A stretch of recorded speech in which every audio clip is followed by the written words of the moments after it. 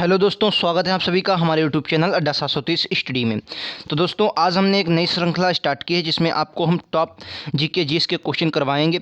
ये क्वेश्चन आपके लिए बहुत इंपॉर्टेंट हैं। इन क्वेश्चनों में हम विस्तार से चर्चा करेंगे। क्वेश्चन का आज पार्ट 1 है, इससे हमने सिर्फ शुरुआत की है और सभी एग्जाम के लिए, चाहे आप कोई भी एग्जाम दें, स्टेट का दें, चाहे आप सेंट्रल का दें, कोई भी एग्जाम दें, डिफेंस, एसएससी, रेलवे, कोई भी एग्जाम दें, सभी के लिए बहुत महत्वपूर्ण है। तो अगर आपने अभी तक चैनल सब्सक्राइब नहीं किया है तो सब्सक्राइब कर लें, बेल आइकन दबाएं, जिससे नोटिफिकेशन आप तक पहुँचती रहेगी। तो चलिए दोस्तों, शुरुआत कर लेते हैं आपके पहले क्वेश्चन की। और ये रहा आपका पहला क्वेश्चन, इसको ध्यान से पढ़िए और राइट आंसर दीजिए। क्वेश्चन क्या कह रहा है, ध्यान से पढ़ेंगे और राइट आंसर देंगे। क्वेश्चन क्या है, भारत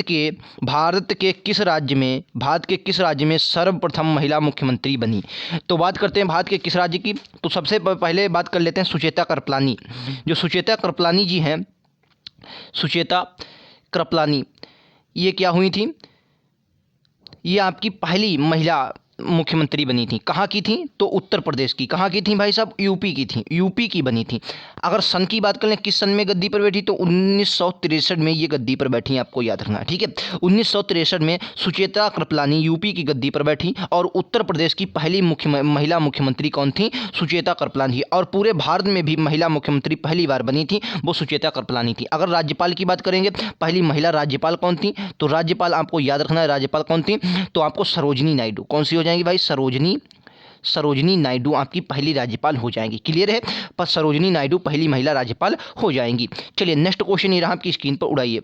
इसका राइट आंसर क्या हो जाएगा। क्वेश्चन कह रहा है, the thin mid map book नामक जो पुस्तक है उसका हाल ही में विमोचन हुआ है, इसके लेखक कौन है। हाल ही में मतलब प्रकाशित की गई है, इसके लेखक कौन है। The thin mid map book ये पुस्तक है, इसके लेखक कौन है, तो आपको राइट आंसर बताना है। तो इसका राइट आंसर क्या होगा, ऑप्शन नंबर सी, धर्मेंद्र राय। आपको याद रखना है, इंपॉर्टेंट क्वेश्चन हो जाता है, ठीक है।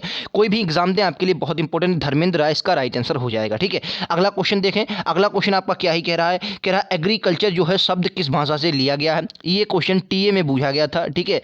टीए मतलब जो एग्रीकल्चर से रिलेटेड ट्रे होती है, उसमें ये क्वेश्चन पूछा गया था, एग्रीकल्चर का जो शब्द है ये किस भाषा से लिया गया है। राइट आंसर क्या होगा, ऑप्शन नंबर बी, लैटिन भाषा का शब्द है, ठीक है। लैटिन भाषा का शब्द है। लैटिन भाषा के शब्द जैसे आपको आयरन होता है, आयरन केमिस्ट्री में आपने पढ़ा होगा, आयरन का जो लैटिन भाषा शब्द है ये क्या है, फेरेट, यफी इसको कहते हैं। क्या है, ये लैटिन भाषा का शब्द है, आयरन, ठीक है।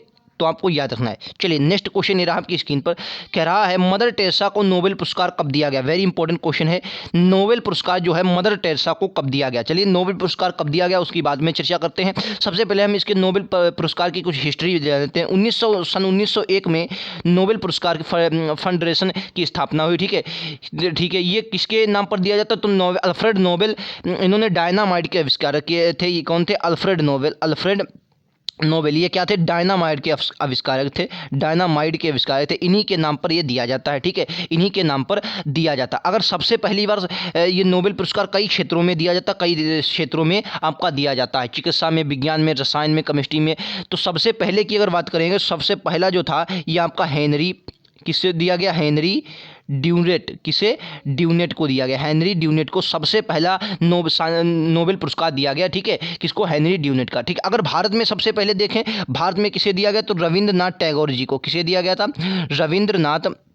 रविंद्रनाथ टैगोर जी को भारत में सबसे पहले दिया गया था। लेकिन आप बात करेंगे कब दिया गया था, तो आपको याद रखना है 1913 में। लेकिन किस क्षेत्र में, तो साहित्य क्षेत्र में दिया गया था, ठीक है, साहित्य क्षेत्र में दिया गया था। आपको ये बात याद रखनी है। अभी हाल ही की बात करें तो हाल ही में भारत में कैलाश सत्यार्थी को शांति का नोबेल पुरस्कार मिला है। कैलाश सत्यार्थी को, किसको, कैलाश सत्यार्थी को। यह कब मिला, 2014 में मिला है। आपको याद रखना 2014 में कैलाश सत्यार्थी को शांति का नोबेल पुरस्कार मिला। और इन्हीं के साथ ही मलाला यूसुफजई, आपको मालूम है, सबसे कम उम्र में मलाला यूसुफजई को ये पुरस्कार दिया गया है। मलाला यूसुफजई को सबसे कम उम्र में ये पुरस्कार दिया गया है। 2014 में ही सबसे कम उम्र में मलाला यूसुफजई। ये दिवस कब मनाया जाता है, तो 12 जुलाई को मलाला यूसुफजई दिवस मनाया जाता है। आपको याद रखना मलाला दिवस, ठीक है। चलिए नेक्स्ट क्वेश्चन पर ये रहा आपका अगला क्वेश्चन, कह रहा केंद्र सरकार ने हाल ही में प्रवासी भारतीय केंद्र का नया नाम किस पूर्व विदेश मंत्री के नाम पर रखा है, तो सुषमा स्वराज इसका राइट आंसर हो जाएगा। सुषमा स्वराज पूर्व क्या थी, हमारे यहाँ की विदेश मंत्री थी, उनके नाम पर भारतीय प्रवासी केंद्र का जो है आपका नाम रखा गया। क्लियर है। चलिए नेक्स्ट क्वेश्चन ये रहा आपकी स्क्रीन पर, इसको उड़ाइए। कह रहा है सेलम क्रिकेट स्टेडियम, ये करंट का क्वेश्चन है, सेलम क्रिकेट स्टेडियम का उद्घाटन हाल में किस राज्य में किया गया। किस राज्य में सेलम क्रिकेट स्टेडियम का उद्घाटन किया गया, बताइए किस राज्य में किया गया। तो राइट आंसर क्या होगा, बताइए भाई साहब। तो राइट आंसर होगा ऑप्शन नंबर सी, तमिलनाडु में। तमिलनाडु में किया गया। तमिलनाडु की राजधानी की बात करेंगे तो आप लोग जानते हैं तमिलनाडु की क्या हो जाएगी, तमिलनाडु की तिरुवनंतपुरम, नहीं केरल की तिरुवनंतपुरम हो जाएगी, तमिलनाडु की चेन्नई हो जाएगी। ठीक है, चेन्नई। तमिलनाडु के तट को क्या कहते हैं, तो कोरोमंडल तट कहते हैं। इसको क्या कहते हैं, कोरोमंडल तट। कई बार एग्जाम में पूछा गया है, कोरोमंडल तट इसको कहते हैं, आपको याद रखना है, कोरोमंडल तट कहते हैं। अगला क्वेश्चन है, भारत संघ के संस्थापक कौन है। भारत जो संघ है इसके संस्थापक कौन है, आपको याद रखना है।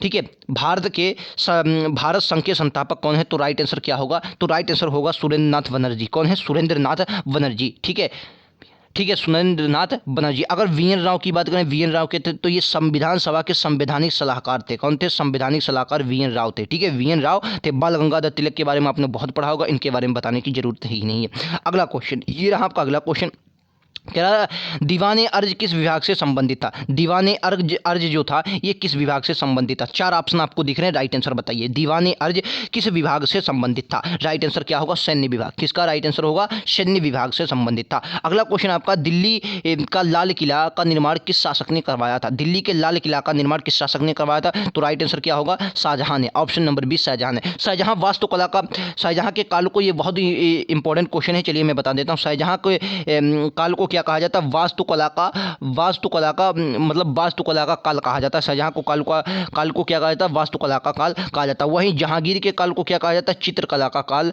कहा जाता है। कला का काल कहा जाता है, क्योंकि जहांगीर जो था ये चित्रकला का प्रेमी था, लेकिन शाहजहां वास्तुकला का प्रेमी था, तभी इसने ताजमहल, आगरा वगैरह सब बहुत इमारतें बनवाई हैं। अकबर के बारे में बताने की जरूरत नहीं, बहुत आपने पढ़ा होगा। चलिए इसके बारे में अगला क्वेश्चन है, विश्व में सबसे बड़े स्टेडियम का उद्घाटन हाल ही में कहाँ किया गया, तो राइट आंसर क्या होगा, विश्व का सबसे बड़ा स्टेडियम है इसका कहाँ किया, गुजरात में अहमदाबाद में इसका किया गया, मोढेरा, क्या कहते हैं, मोढेरा। ठीक है, मोढेरा ये किया गया। ठीक है, आपको याद रखना है। तो ये थे आज के 10 क्वेश्चन थे। क्वेश्चन कैसे लगे कमेंट बॉक्स में बताना ना भूलें, और ऐसे वीडियोस पाने के लिए हमारे चैनल अड्डा 730 स्टडी को सब्सक्राइब कर लें, जिसमें आपको डेली क्लासेस व प्रैक्टिस सेट मिलते हैं जो आपके सभी एग्जाम के लिए बहुत महत्वपूर्ण होते हैं। प्लेलिस्ट अगर आपको देखनी है कोई भी एग्जाम से रिलेटेड, तो आप चैनल पर जाएंगे, वहाँ से आप प्लेलिस्ट के ऑप्शन पर जाएंगे, वहाँ से आपको जीके जीएस के तमाम वीडियोज़ मिलेंगे जो आपकी तैयारी को और भी राह दिखाएं। और ऐसे ही वीडियोज़ पाने के लिए हमारे चैनल को सब्सक्राइब करें। मिलते हैं अगले वीडियोज़ में, आज के लिए इतना ही, थैंक यू।